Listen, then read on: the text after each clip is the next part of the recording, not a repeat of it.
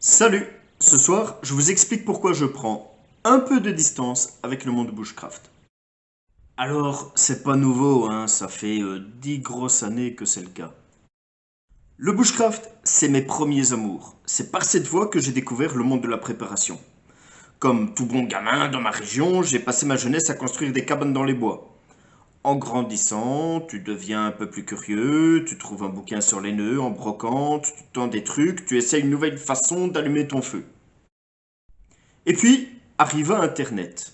Bon, à l'époque, tu avais pas autant de contenu que maintenant, mais ça m'a permis d'explorer plein d'aspects de bushcraft. En commençant déjà à savoir que ce que je faisais dans le bois, ça s'appelait déjà du bushcraft.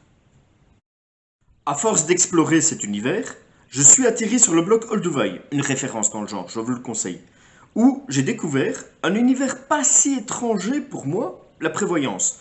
Pas si étranger car, comme bon rural, j'ai toujours un peu baigné dedans. J'ai juste découvert la version 2.0. Encore fort influencé par le bushcraft, j'ai donc commencé ma préparation sous un autre angle.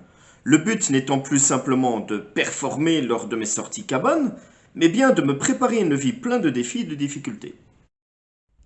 Et c'est là que j'ai fait mes premières erreurs. Jeune, trop influençable, j'ai lancé mes premiers efforts dans cette optique que le retour au vert était une solution en cas de crise, une option en cas de rupture de la normalité, une voie pour l'autonomie et plus de résilience. C'est seulement avec l'expérience, en creusant de plus en plus le sujet, que je me suis rendu compte que je faisais fausse route.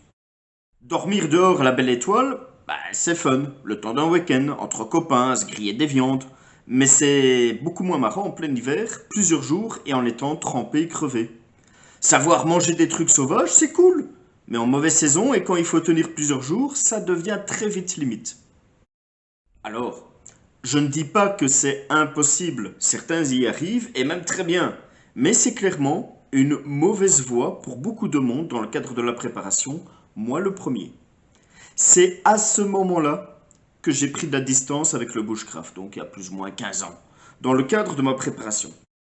J'ai compris que ce n'était pas une vraie solution.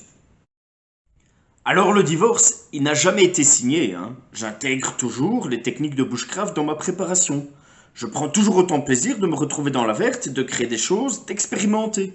J'ai juste remis le bushcraft à sa juste place dans ma préparation. Alors, quelle est, à mon humble avis, la place de bushcraft dans la préparation? Eh bien, c'est avant tout un super laboratoire. Vous allez pouvoir tester vos connaissances, vos savoirs, vos matériels.